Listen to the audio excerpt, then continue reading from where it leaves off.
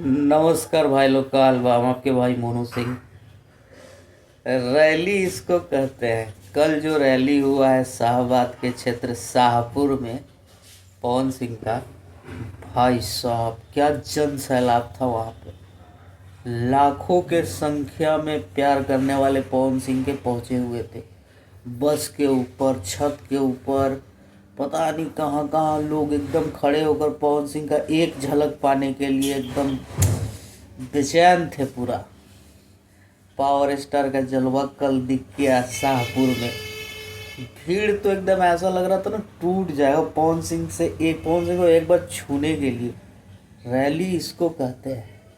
जब पवन सिंह गए, पवन सिंह ने बोला, पवन सिंह ने वहां पे दहाड़ दिया और अपने विरोधियों को जो रेला है, पवन सिंह ने जो रेला है भाई साहब, शर्म से मुंह लाल हो गया होगा सबका।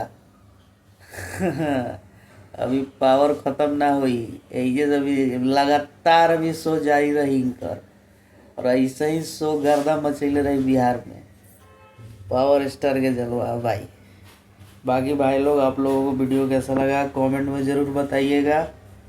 जय भोजपुरी।